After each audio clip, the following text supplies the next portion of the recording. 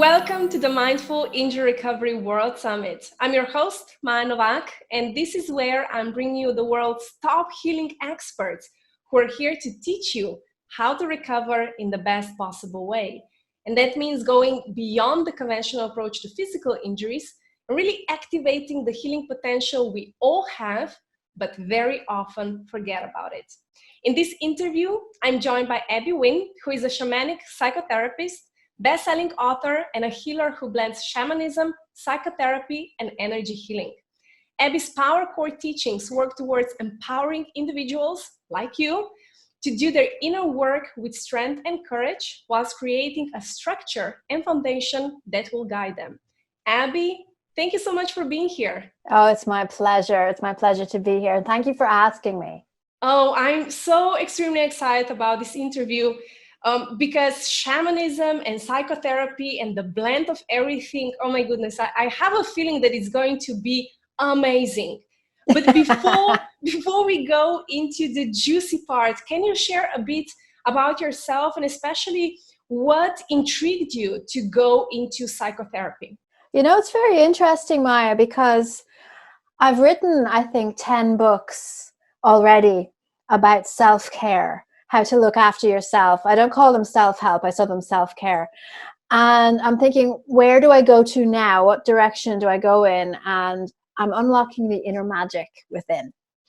And I cannot unlock yours. You have to do it. It's like if you could imagine being in a corridor with many doors that are closed and you have to open a door and walk down, open the door and walk down. So I'm writing a novel. And I've already finished the first one. It's a trilogy. And what's really interesting is I'm going back to the way I was. Only the main character isn't me, but she kind of is me. And she's training to be a psychotherapist and realizing it's not enough for her, for what she wants to be able to do. And so as I've been writing about her journey into Reiki healing, into shamanism, at the same time as studying her psychotherapy, which is what I've done. It's like I'm revisiting myself in a way and understanding more deeply why I did what I did the way that I did it. And for me, it comes from a stubbornness and a decision that I made that I will never leave a client open and raw when we end a session together. I couldn't do that. And I also realized that I couldn't leave somebody stuck. So whether you're open and raw and bleeding out everywhere with the emotion, everything, or whether you're just not getting past a certain point. And my sense was, you know, well, with the shamanism, there's a lot of tools. There's a lot, you know, here's the rattle, here's the smudge, and here's... So another stubborn idea of mine is I'm walking down the road and somebody falls down in trouble and I say, I cannot help you. I have to go home and get my medicine bag. To me, it's like, nah, I can't do that. So I made the decision very early on in my, I suppose, spiritual life, is that the medicine had to be in me and not in a thing. I mean, I'm sitting here and I'm surrounded, I've got crystals. Oh, can I show you my dragon? I love my dragon.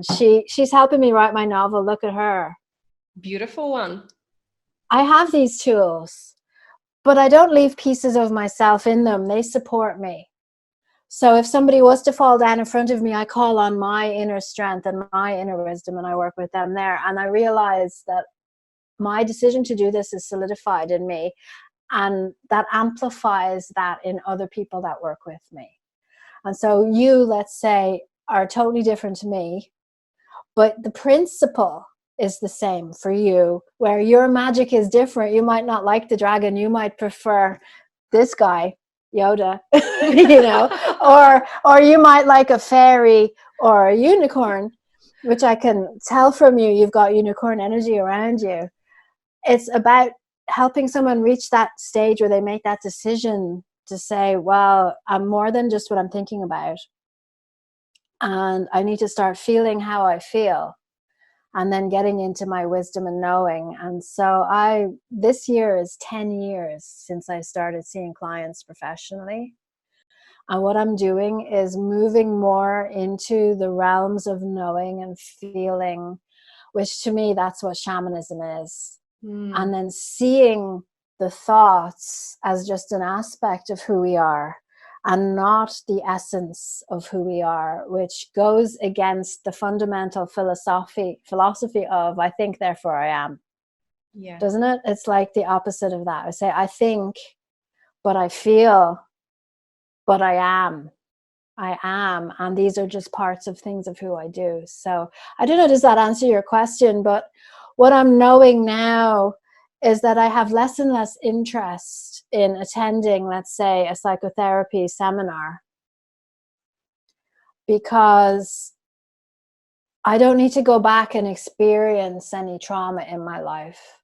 I don't need to bring my client back to re-experience what originally gave them the pain, or, post-traumatic stress disorder. I look at my client today, right now.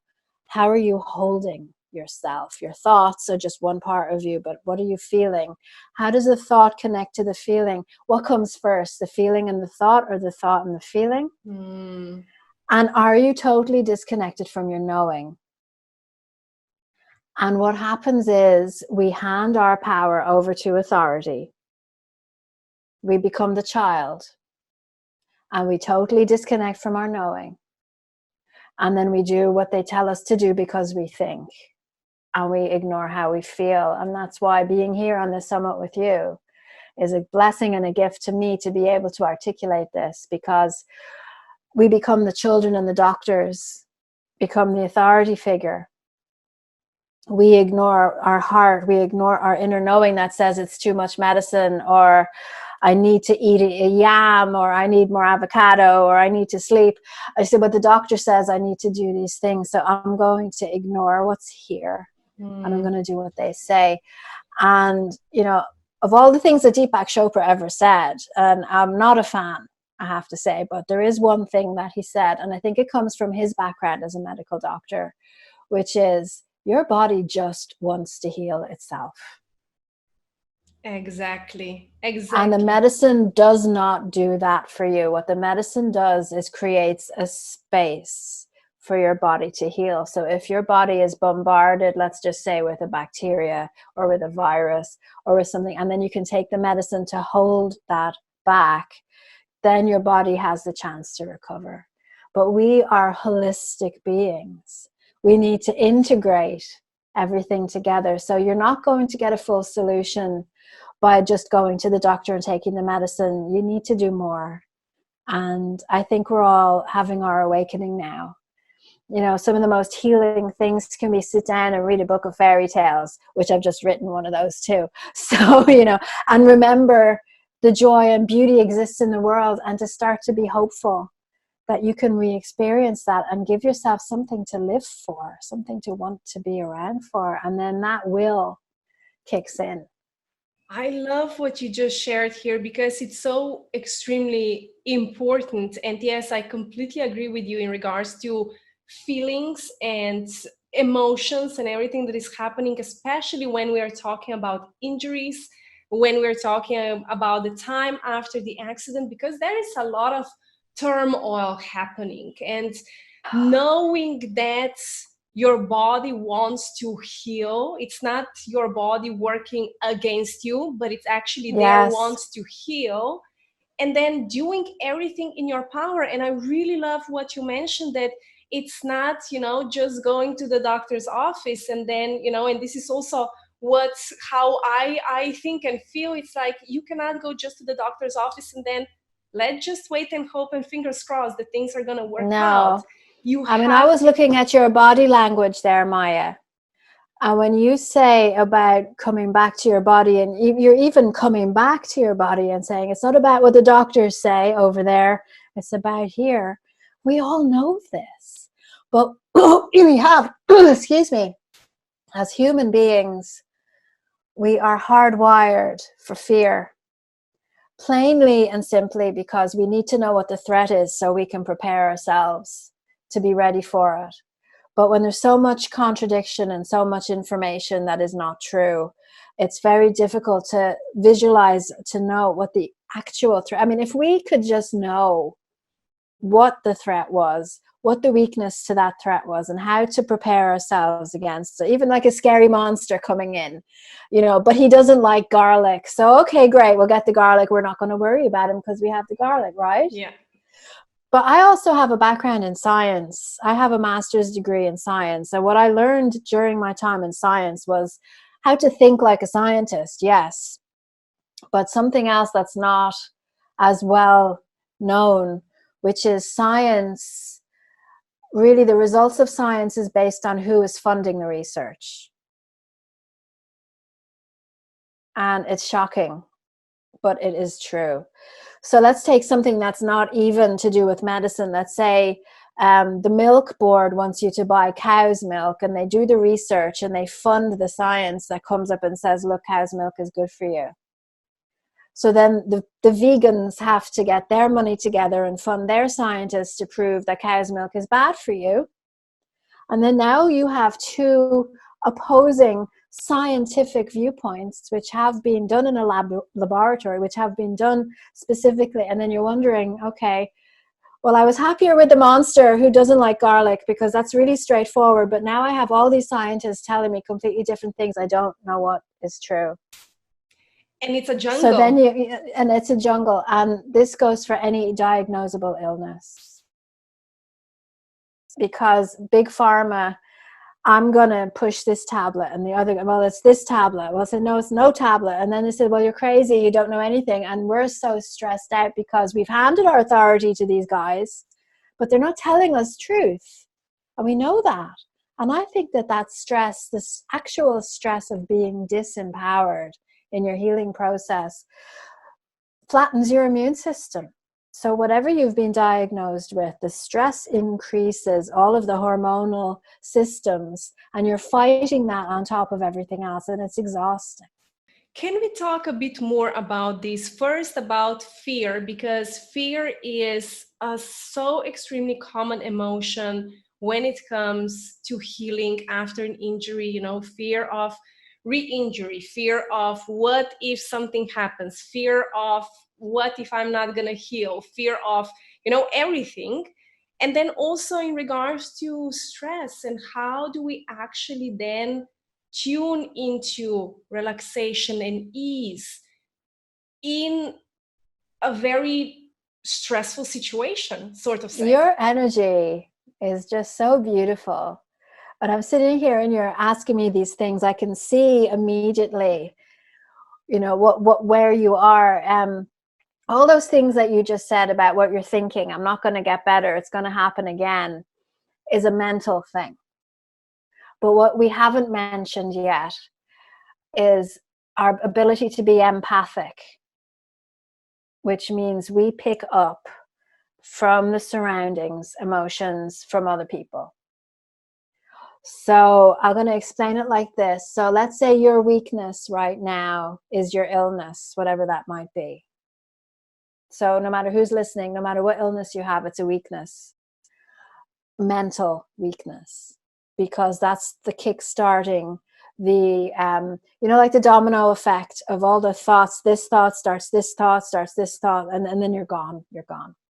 So you are actually tuning into that fear with your thoughts. And then as an empath, basically as a person, you're feeling the fear that's around you, and that's amplifying the thoughts, which are amplifying the fear, which is amplifying the thoughts, so you create this cycle. And for me, where I'm working with energy and I'm working with thoughts and I'm working with feelings, I think, if you see your thoughts as lots of different animals, if you like dogs, maybe they're all different types of dogs running around in a garden going crazy. You've got the I'm never going to get better dog that's going around in circles. And you've got the I'm going to die dog that's just putting his head down there. And you could imagine a whole garden full of all of these. And you're out of control. And you've got no energy left. What I see is, okay, somebody has to go into that garden and bring them all to order.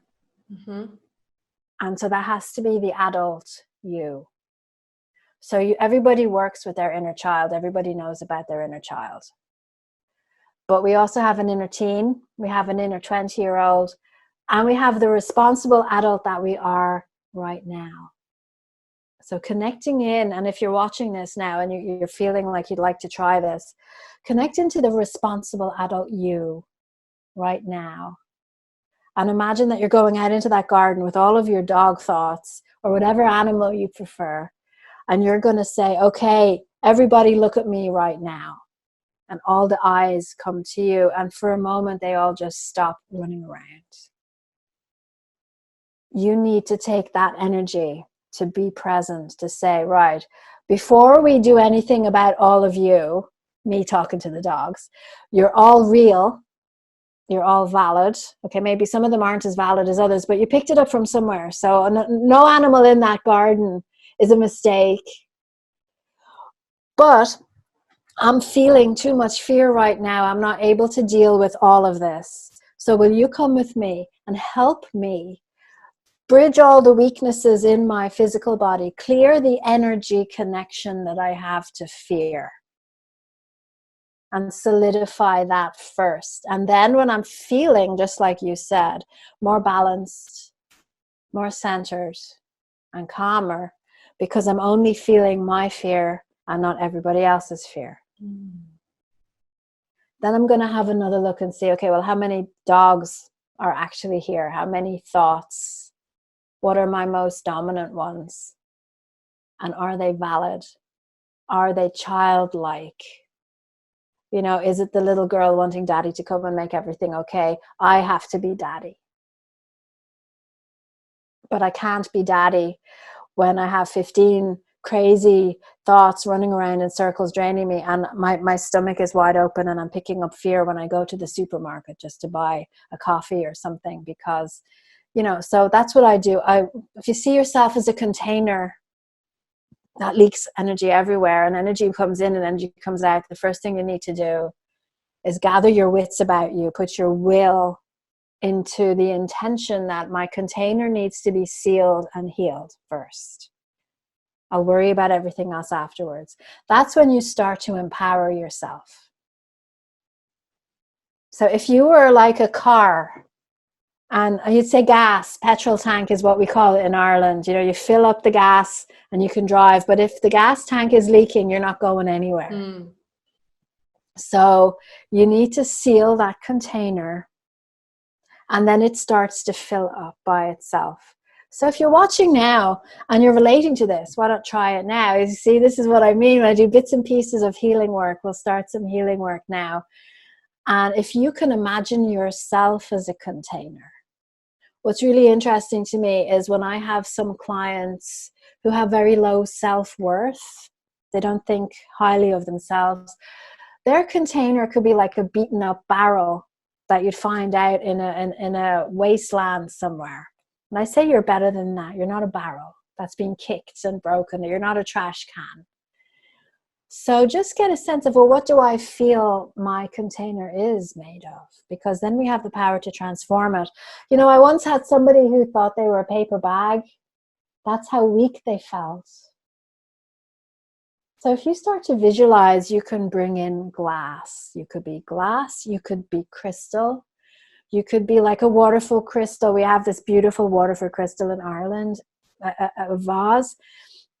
But if you can't resonate with that, you're not going to be able to stay like that for very long. So it could just be a very simple jug, you know, or even a swimming pool, you know, just something, and say, okay, this is my container. Now I'm going to look at the walls and the integrity, and it's thinner in some places, there's holes in other places. And by bringing your mind into doing this work, automatically you start to become calmer because you're busy doing something with most of your focus. So feeling in your body, no matter how much pain you're in, you're actually doing your work on your energy body and not your physical body. So you don't need to feel the pain in your kidney if that's what's, you know, no, but it's the energy field around the kidney and just soothing. So imagining, do you know, like when you're putting up tiles and you got plaster and you're just putting plaster on the wall and you're soothing and it feels lovely and squishy between your, so just put that in your container. soften it, to heal it. And you can even actually do the movements with your hands. You can spread it around, and you have to use your imagination to get behind you, because you need to also heal that behind you as well, and all the way down. And just as an aside, if you're not feeling supported, or somebody is leaning too heavily on you for support, your lower back is what you need to focus on very much. So when you're doing this smoothing, imagining that you're smoothing around your lower back. And you might find like vacuum cleaner hoses in there where somebody is sucking your energy out from you. So just gently release those. You don't need to know who they are, although you probably will if you start asking yourself. You don't need to know why, but out of the generosity and kindness and compassion of your own heart and your good self, you allow this to happen, and you don't need to. So then what happens now is the integrity of the container gets thicker and softer and smoother and more even, and then we can start to fill it up with your power. So if you're still with me, will I keep going? Please. Because when we give our power to the doctors, let's take that power back from the doctor and look at the doctor in our mind and say, that's a person who knows a lot of stuff about what they know, but they're also a man or a woman who might be narrow-minded or who might not be. And they're going on a basis of many, many people, whereas I am here and I need my power here with me. And what happens then when you start to feel your power coming in? Your body might start to change. You see, when I'm doing this on behalf of all the listeners, my stomach just made a noise. Because when you are stressed and then you start to relax, it's your stomach that relaxes first. So just think about this. If your stomach is tense, you're not really digesting your food well, you're not getting the nutrients you need, so you're not feeding your body what it needs to create that space for it to heal itself. Do you see the feedback loop? So when you stop and you say, okay, I'm not going to go into this wild crescendo of thoughts, I'm going to come back, I'm going to heal my container, bringing all my power back to me. Then you have that space. Do you see why people can't meditate, Maya? Because they don't do this first. They just sit down and then they expect to be able to meditate, but they've got 16 dogs going, look at me, look at me, look at me. So Jesus Christ, I can't meditate. I just can't sit still. You can't. Of course you can't. I'm absolutely no surprise there that you can't. So anyway, so you're filling yourself up with yourself. So we come back to that and bring yourself back in. And then you know what many people have not done is they have not made a claim over their own body. So what I mean by that is to say, this is my body and I decide what goes into it. And then, oh, hello, body. This is my arm, and these are my hands, and this is my chest, my heart, my stomach. And you connect yourself back into your body instead of running the fuck away from it because you're so afraid of it because it's broken and you don't know what to do. So you're giving it to everybody else to fix. And all your body wants is your attention, your awareness, and your love. This is so extremely important because, I experienced that myself after that terrible ankle fracture in 2012. Your body changes.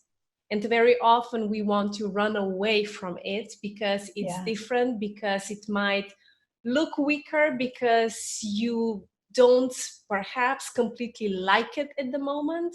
So, being okay with whatever this shell looks like right now is so extremely important. So thank you so much for bringing this to our awareness that, body is here, and especially body is just a shell and it's a vehicle. Well, the energy is, the body is a vessel, definitely. The body, somebody, I can't remember who, said your body is like a rental car. And you pick it up when you're born and you leave it back when you die.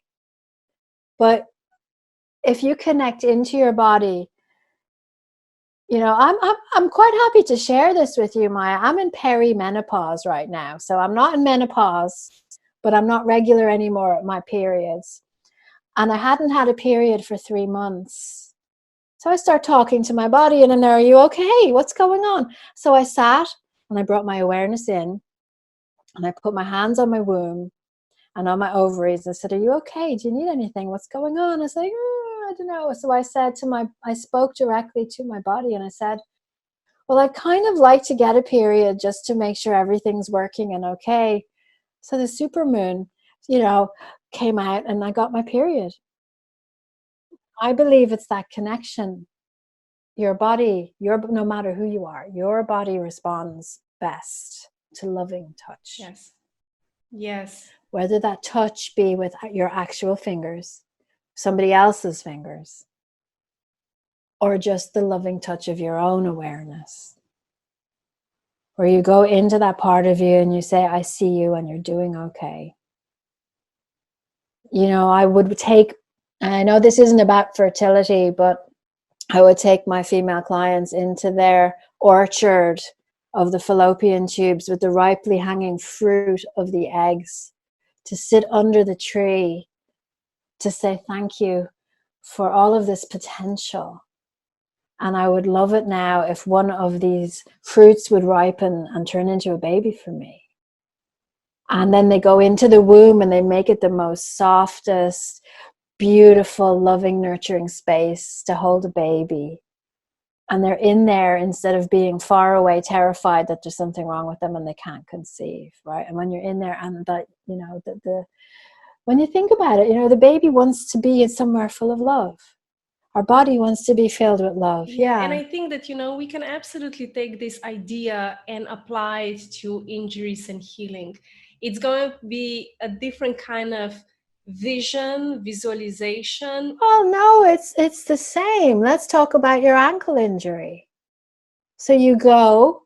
So first of all, you have to be out of the garden with all of the yapping thoughts. You have to be in that state of calm. But then you go into your bones and into your bodies. Now, because I have a science background, I know human anatomy. So I understand how the body works. So if you don't, I highly recommend you learn. Get an anatomy book so that you can tell the fibers and the tendons and the muscles, bringing your loving awareness into your broken ankle. You could visualize maybe splintered bone. You could visualize maybe torn muscle, and you go, oh my gosh, you're hurting so much, aren't you? My poor ankle, I'm so sorry. What can I do for you? And you can reach your ankle if you can put your hands on it and just bring the love in and say, I will give you whatever you need to heal. And then you allow your ankle to hurt like hell if it hurts, because the hurting is the healing. And we suppress the pain because we don't want to feel it, but you need to feel that pain. As the bones come together, you can visualize in your mind the bits of broken bone knitting together and knitting together. Visualize the flow of the energy coming through your foot and up your leg and back down again. And you're telling your body it's okay to heal. It's okay to heal. And it's the same precedent as, let's say, if you want a liver to cleanse itself. Again, what does your liver look like? So imagining, I actually brought a client into his liver. It was a forest which wasn't growing properly, which had litter in it. So we cleaned it up. And we ended up with the physical shape of the liver because we looked at the anatomy, and we were very small inside his body, putting our hands on and going, it's okay, it's okay, it's okay, it's okay. And just by saying it's okay, you relax. It's okay. I give myself permission to be sick. I give myself permission to take as long as it takes for my body to heal itself. Abby, I would love to ask you something else connected to this, actually. And this is, after a serious injury, very often, there is a lot of emotional turmoil. And I hear very often women and also men describing that they feel depressed. So can we talk about this feeling of depression, and what is there also a difference between sadness or deep sadness and depression, and how do we know, are we really depressed, or what is actually happening? This is wonderful. I would love to answer this. So a serious injury where you know your life will never be the same again. Let's say that that's what we're talking about, most likely. Whether it be very serious and you are incapacitated in some way, or you're not able to perform at the same level that you were before. Yes. So maybe you were a sports person and then now you can no longer have a career in sports. So what happens is that you were attached to how you identify yourself when you're healthy, right? To be able to do all of these things the way that you always did them. So you get this broken heart and this huge grief because your identity is broken, literally, and you don't know who you are anymore. And so what happens is you have a shock from that. And the shock ripples through your whole core, your whole self. And some people are more resilient than others. Shamanically, when we have a shock, when it actually hits you, I'm never going to be able to skydive again. I'm never going to be able to walk again. I'm not the person that I thought I was. That's a huge shock. Part of your soul essence jumps out and leaves you. Okay? And it might not want to come back for a while. It could be the vitality of you in your 20s who are so hopeful and excited about all the things, and then realizing you're never going to have those things. Say, well, F this, I'm out of here. But if we go back to the container for a minute, Maya, depending on how much life force energy you have in your container, okay, does that make sense after what we've been doing? If that soul piece that leaves and you still have some left in you, you still have life force energy, then you're sad. And I'm not belittling this at all, okay? You are sad, you're heavy, you're crushed, you're in grief, but you still have a reserve of life force energy inside that container. Now, if during that shock that you got, all of your life force leaves you and you have hardly anything left, that's depression. See the difference? So does that mean... Because you are flat. Yeah. May I ask you, so what you're describing here, so that, you know, everything is left, does that mean that there are suicidal thoughts? Or it's not necessary that there are suicidal thoughts? Well, let's get back to how much life force energy do you actually have? So obviously everybody's different.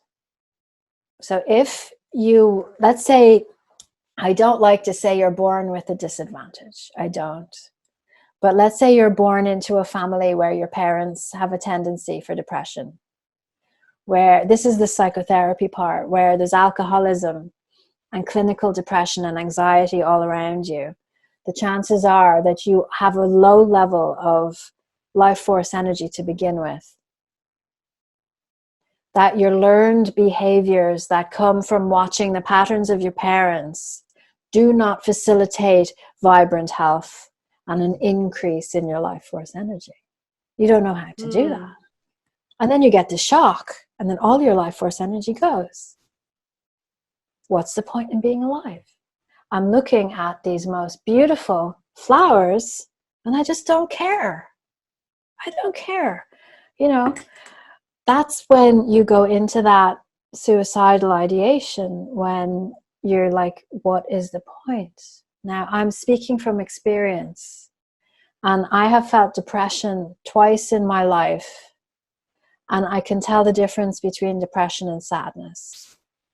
And the only reason why for the second time I felt depressed, why I stayed, was because I have children, and I would not do it to them. So I told my husband, I'm feeling like this. And just him knowing that I felt like this was enough to get me through those days. And then I started calling my soul to come back to me. Come back, come back, come back. What do I need to do for you to come back? So instead of me going, oh, the world is terrible, and I said, where's my soul gone? Bring my soul back to me. That's what I focused on. And I think I stayed depressed for about 2 weeks, 3 weeks. Most people stay depressed for years. I was going all around the world getting scraps and bits and pieces of my life force energy to keep me going, knowing that I would get through it, bearing and enduring the feeling of it.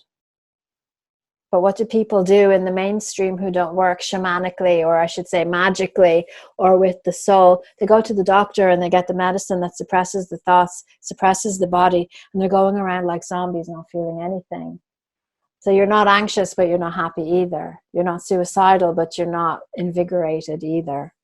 And I believe 100% that depression is a spiritual sickness. Now, yes, you can have a chemical imbalance in your body. And yes, the chemicals can actually help people who cannot make certain hormones and chemicals for themselves. But I actually believe that there's a very small number of people in that category. And that most people don't want to look at their weaknesses, don't want to live a life based on truth. They grow up in a house with these learned behaviors. They go to college or get a job because they think they have to do it. They marry the person that they think they should do, and their whole life is living it, somebody else's dream. So let me ask you this. Let's say that the person is either really sad in deep sadness after this injury or depressed. Now, is this something that has happened right now, or does this deep sadness or depression means that there was already something happening in the past, or that this is coming from the past, and it's right now just perhaps amplified, so it's bigger because of the situation? Well, I mean, it depends on how attached the person was to what they thought they were, or who they thought they were. How attached are they to their identity? And it's also about the levels of life force energy resilience that they had before the accident happened. It's also about their capacity to learn and the ability to let go of learned behaviors. That's a really difficult thing to do because, this is how your mom and dad always did it. This is how I'm doing it. And now I have to change this. And it's like bereavement. It is a bereavement. If somebody that you love deeply dies, you can't change that and you can't stop loving them. So life changes and you have a scar. It goes from a gaping open wound into a scar that you learn how to live with. But there has to be a point in time where you allow yourself to accept it. And you don't accept it and move on and forget about it. You accept it and it changes you. And this is the same for illness. It changes you. But you have a choice. You have a choice to accept it and work with what you have, or lament about what you don't have and go back into childlike behavior, wanting something that you just can't have. And people get trapped in that. People get stuck in that. And then when you're going outwards with your power and everybody else's idea, and you're disempowered and you're angry at yourself, it can be very difficult to pull yourself back in. So again, I recommend to anybody to just start with the garden with all those thoughts going on. And as the adult that you are, going, hang on a minute. How many of these thoughts are actually mine? My best friend came to visit me while I was sick and she said this. And I have kept it and made that my thought. And it's not actually my thought. Out you go. Get out of my garden. That's not what I really think. This is what I'm talking about. The bravery to be able to recognize what's true. It takes strength to do that. somebody can plant an idea in your head because it's said with such solidity, you'll never get better, you're never going to walk again, you're never going to this, you're never going to do that. Something about the tone of that thought sticks in you. Take it out. If it feels like someone stuck a knife in you, pull out that knife, and it hurts to pull it out and you bleed, but then you get better and you take the knife, that's not mine, and you throw it away. And you say, okay, I want to get better, I'm going to get better. Now, what's really interesting is the power of thought and mind over healing starts with the person raising their life force energy. Okay, so if you're depressed, you can't do this. You have to start from where you are. I want my life force energy back. I want my soul to come back. That's where you start. But when you hear and you're just removing all the thoughts that aren't yours, then you say, okay, I'm going to bless my body. And my body knows what to do. And I'm going to sit here and hold myself and bring compassion in and love myself through this. And I'm not giving power to the doctor giving me how many months they've given me, or for a diagnosis to tell me in a book what I should be experiencing now, because I'm not that. And to start thinking of yourself as a flexible, dynamic, plastic being. And anyone who disputes what I'm saying must remember that they used to say neural cells did not grow back, and now they changed their mind. Why? Why is that? They don't know everything. You can prove them wrong, but you need the strength and the conviction and the power behind your will to tell your body, I believe in you. You can do this. Look at those stroke people, the people who lose half of their body, and they put the mirror beside them. And so you're moving your right hand and you're telling your brain it's your left hand moving, and it starts to work. Because why? You have set your intention and you're supporting yourself. You're the coach out on the field. Come on, you can do it. You can do it. You have to do that for yourself. Otherwise, what's the point? And you're not going to do that when you're depressed, right? Beautifully said. Now, just concluding this sadness and depression thing, what would you, Abby, say to someone who is losing hope about their healing? I would say human beings, we're all the same.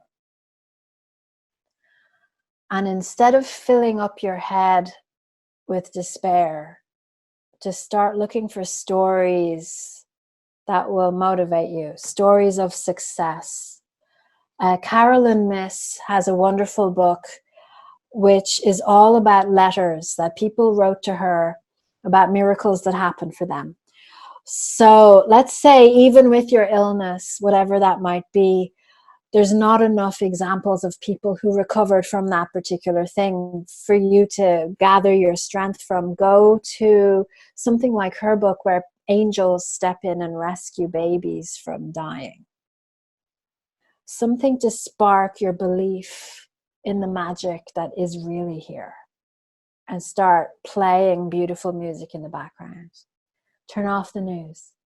Fill your world with color and light. And remind yourself of all the things you love. And then you accept your body as it is.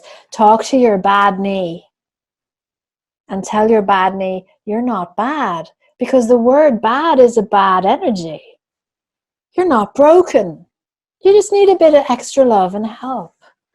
How does that feel? I'm going to give my sore knee, my knee needs extra love. I'm going to give it the love that it needs. And you go into your knee and you go into the tissues of your knee and your mind and you see yourself massaging them and stroking. You can do this, you can do this. And as you start to let your body heal a little bit more every day, not the way you want it, not to your agenda. Oh, I'm going to be better by Christmas.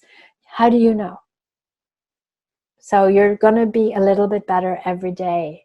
You don't decide you'll be up and walking around again by the end of the summertime. You don't know that. And you give your body that space to heal. I have a colleague in Ireland. She's a Reiki master teacher. and she destroyed her hand completely with glass, and she severed all of the nerves across her whole hand, and her hand and her fingers, it just wouldn't work. And the doctor said, forget about it, you'll never get use of your hand. She did Reiki on her hand for 8, 10, 12 hours a day. When she couldn't do Reiki on her own hand anymore, she had her friends do Reiki on her hand for her. Reiki is energy healing. Within 6 months, she could do this. And within a year, her hand was exactly the way it was before the accident. And the doctors were like, oh my God, I've never seen anything like this. So if you want to show somebody something that they've never seen before, you have to put the effort in. She wouldn't be doing Reiki on her hand and not believing it was going to work. And she wouldn't be doing Reiki on her hand and telling her hand, come on, I have till Friday at 4 o'clock. You better be better by then. You take as long as you need to get better, and I'm here to give you what you need.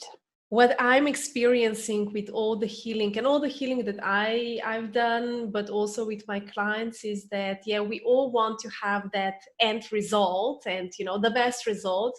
But what really brings that magic is the journey and what you're actually doing on this journey and how you are actually changing and molding. And I mean, this for me is the biggest gift, not the end result, even though it's amazing. Let's say it's amazing, but what is actually happening in those days, weeks, months, perhaps years. Well, that's exactly right, Maya. That is exactly right.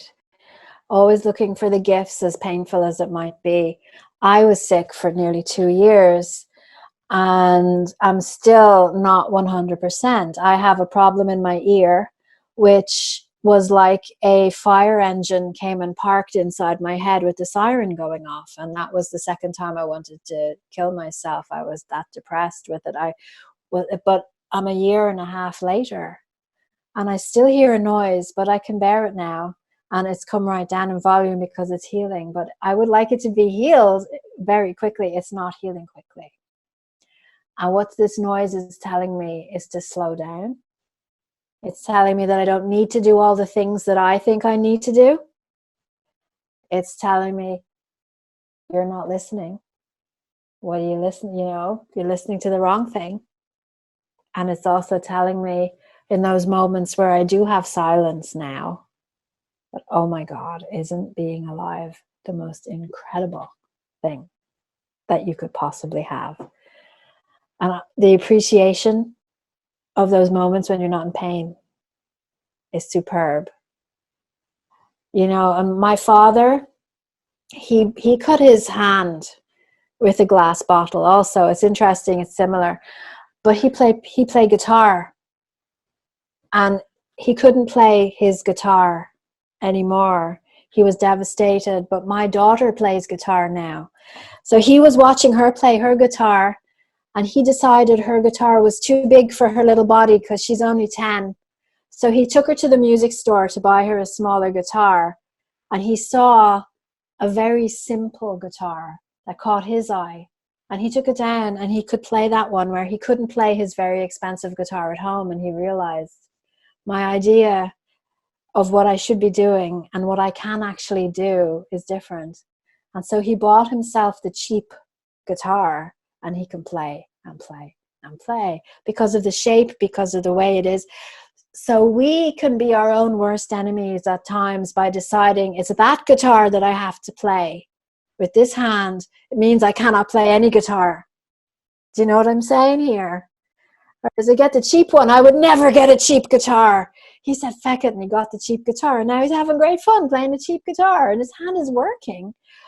So we get in our own way by our ideas of how things have to be. And that's another gift, is when we get out of the way and say, okay, what can I do? What's reality? Exactly.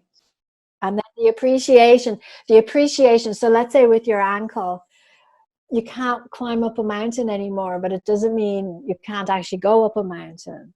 It doesn't mean you can't get outside. You do what you can do with what you have. And in appreciation for that, you connect into love, and you get back your soul.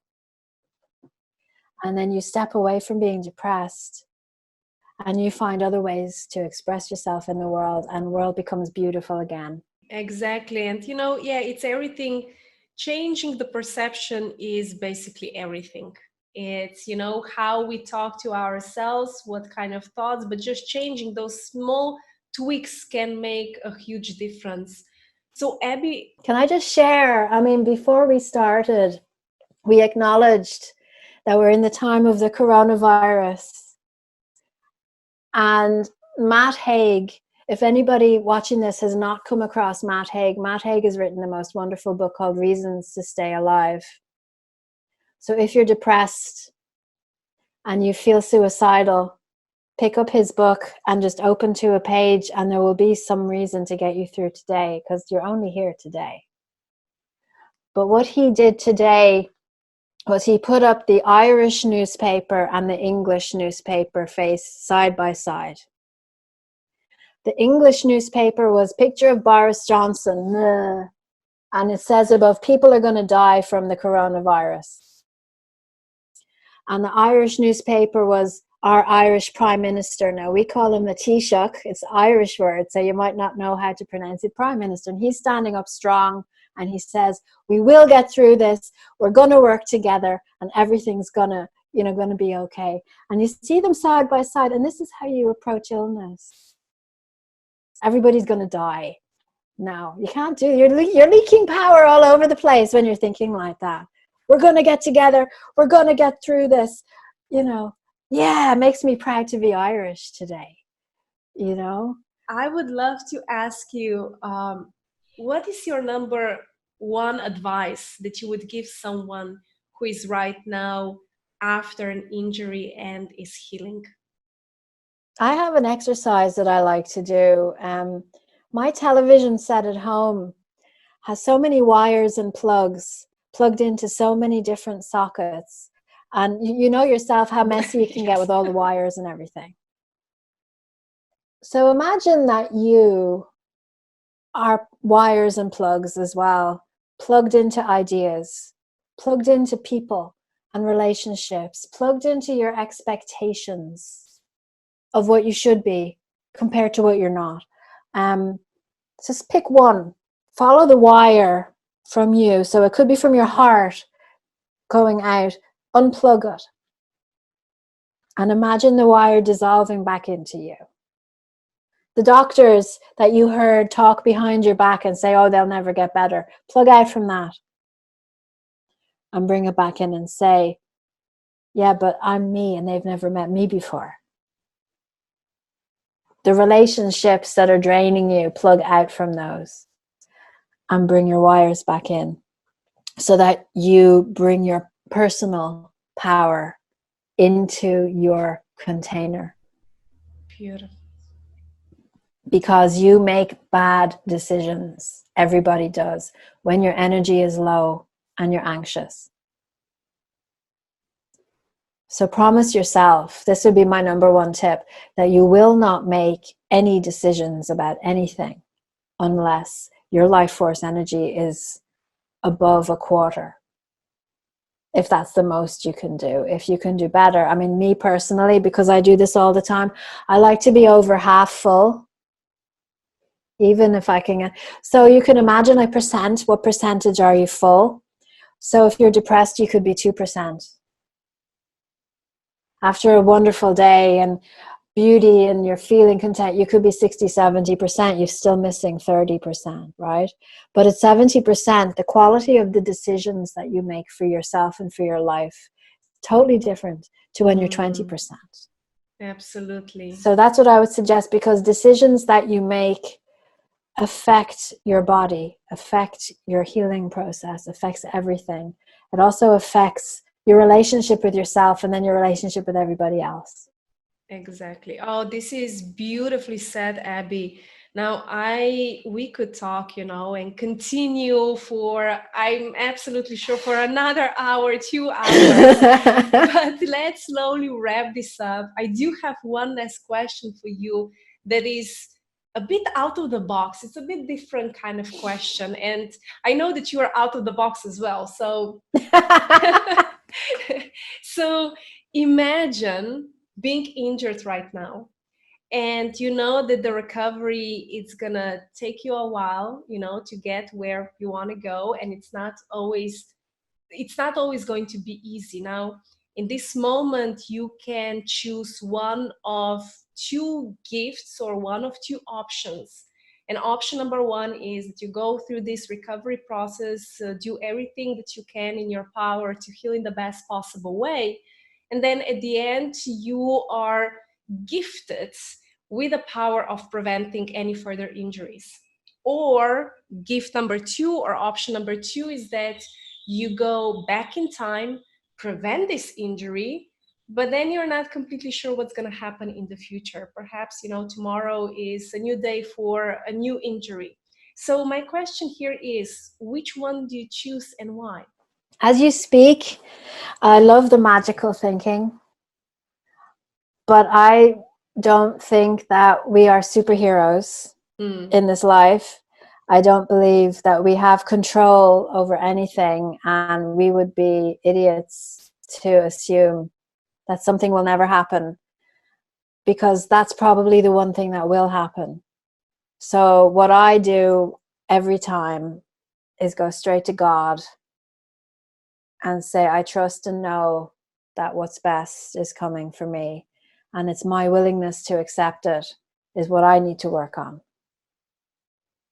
So I'm sorry, but my answer is not on your list there. No. It's you know, the question is out of the box. The answers are out of the box. There is no wrong answer. Absolutely not. But you know what's very interesting, Maya, is when I work on emotional healing with a client, we do go back in time. But we don't change what happened. So if you could imagine a trauma happens to a client when they're very young. Grown-up client travels back in time to visit child client who's in trauma with angels and love, and we put our arms around the child and we say, we made it. You get through this and you're going to be okay.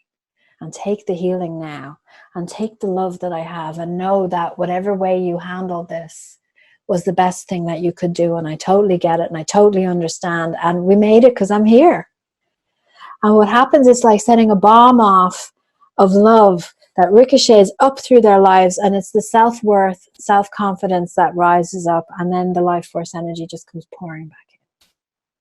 So you can travel through time with emotional level. You can't change necessarily the physical experience. But to honor and acknowledge the body's plasticity, I have a healing meditation on my website where we go in and heal the nerves and heal the bones and heal the muscles and the spaces in between the organs where there's nothing. I'm bringing all the light into the body, into those dark places. And if you spend a half an hour doing that every day, you feel so fresh and so vital. It's much better than worrying. So you get to choose. Do you want to spend half an hour a day worrying? Get it back out into that garden and look and see what are all those dogs doing, and which ones are yours, and how do you train them so that they don't destroy everything. That's what you need to do. Exactly. Beautifully said. Abby, where can people find more about you? Well, they can just Google me. I think I've got lots going on now, but I have, my website is abby-win.com. And I have a learning management system now called Abby's Online Academy. So you could even just type that in, and I do healing sessions on the internet every month. They're affordable. It's only €12.